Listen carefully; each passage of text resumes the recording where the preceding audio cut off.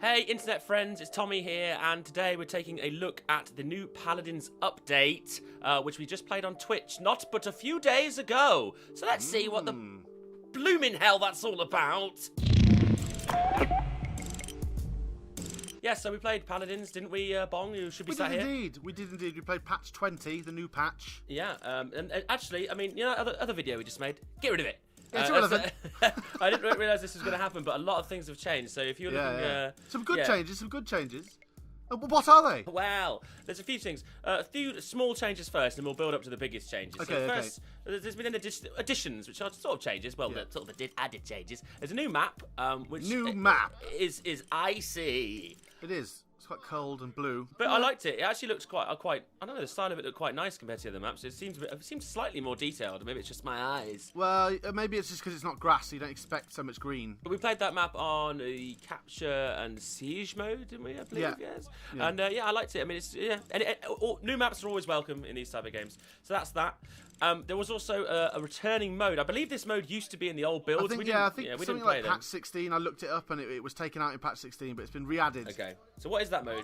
It's called Survival, and essentially it's deathmatch. But each round there's like a capture point, it's where the gas will eventually kind of engulf, and you have to so the gas. So a load of gas will come in from the edges of the map. If like in H1Z1 or all these BR games, it will kill you. So you have to go and kind of defend the middle and kill the enemy team before your team dies. Especially like King of the Hill. But also you only get one life, so if you die, you're out that round. Yeah. And then there's gas encroaching. Yeah, and it's first to 5 rounds. Yeah. So it's very fast paced. The other thing I would say is that I think it maybe needs a little bit of sort of a breather between rounds, because it goes, you won the round, now go. And that's it. Like, maybe a 3, 2, 1. Yeah, just fight! something. Or something like like that. I was like, good, we won that round. Good. Oh no, we're in the next round. Like there's no menu to show. There's just I'm sure it's not finished, but I liked it. It was a fun mode. I actually think it was pretty good. It's very fast paced, so if you want to just quickly jump in, and it's the closest thing you'll have down there to deathmatch. So if that's what you're into, play that mode basically. Yeah, more changes. They have updated pretty much all the heroes. I can't. If you want to go to find the patch notes, I'll put them in the description. The only two that I picked up on really were the Ruckus, who's a goblin in a mech suit. I played him in the before, and he was shite. But now he seems really good. That could be to do with the deck changes, but we'll talk about that later. Also, I played Buck a lot, the sort of jumping shotgun madman. He had a very overpowered build where basically he was immortal. That has got nerfed, but he's still good. He's still good. I mean, I think some of the lesser played support heroes seem to be a bit more useful now. Mainly, maybe they've been rebalanced on their base damages and stuff. I mean, I know there is patch notes that says all this, but so. The main thing that's nice is that the overpowered card builds have been kind of abolished. It would seem with this new card thing. But we'll get to that after this new hero that's been added as well. Yes, I believe you played this. Yeah, Ying. Ying the wizard. Well, she's kind of like apparently she's like some kind of monk healer who's turned to battle or something like that. Right. And she could summon like illusions of herself which attack the enemy, and she could summon little crystals, and she could also teleport to her illusions. So she can be quite like harassing. Yeah, she's like a sort of confusion and misdirection hero. But I think kind of a high skill character. I played against her, like someone absolutely kept smashing me with her, and those illusions are really annoying. I was like, who are you, wizard? Show yourself! And I couldn't kill the correct one. I kept dying to her. So now the main update is the deck changes. So before we mentioned about you can build your sort of cards for your heroes and you level them up in game. And no, that's all changed now. It's all different. How is it different, though, Bong?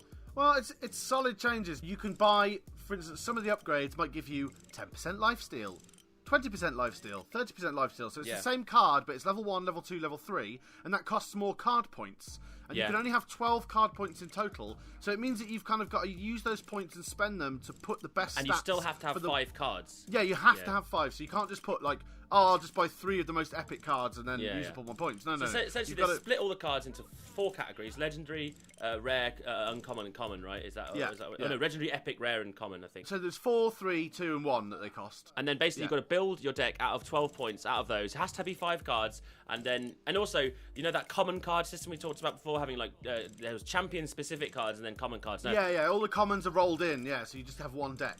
So it's just, and then you can build multiple decks and you can just switch between them. So I built 3 or 4 decks for Buck, and also it was worth mentioning in this deck update there are brand new cards that weren't in the game. Yeah, lots of new cards, and there were also some cards removed. Again, that's all in the patch notes, which I'll put below. But it does mean that basically you can build a lot of different decks now. Like it's a lot more customization. I would say 703% more customization. I think the math's correct there. Yeah. That's the update. So we played that on Twitch and we enjoyed it. We're still training for our high-res Paladins streamer tournaments sometime this month. So that's what we're sort of building up to. We gave out a load of founders packs as well. And if I can twist the right arm, we might be able to get some more. So keep watching the Twitch. Yeah. So if you keep watching our Twitch over on twitch.tv/2angrygamerstv, we'll be playing some more Paladins, I'm sure, in the future, and possibly have some more founders packs to give away. I do think it's a good game. Now, a lot of people, when we've been playing it, have been saying, "Oh, this is just Overwatch rip-off." I don't really understand that because it doesn't really play like Overwatch. I think maybe they think it looks a bit like Overwatch. It's got the payload mode. I suppose that's the only real similarity, and it's hero-based. Yeah. To me, I'll be honest, it doesn't. I don't even think it's a little bit more like Battleborn. Yeah. I don't know. It's a lot faster paced than either of those, though. I think there's a lot more jumping around like a freak. Well, High Res made Tribes Ascend as well, so they have got experience in shooters and stuff. Yeah, it's about fast paced shooters. And of course, Smite as well, which is a MOBA. But this isn't really like them, and it's definitely not like I've played a lot of Overwatch, so I can say I don't think it's like Overwatch. I think maybe to the untrained eyes, someone might be like, "Hey, this is just like Overwatch," but I don't think it is. It's different. We'll see how it does in the grand scheme of things. But that's the Paladins update, and yes. Good, and we'll see you in the egg one.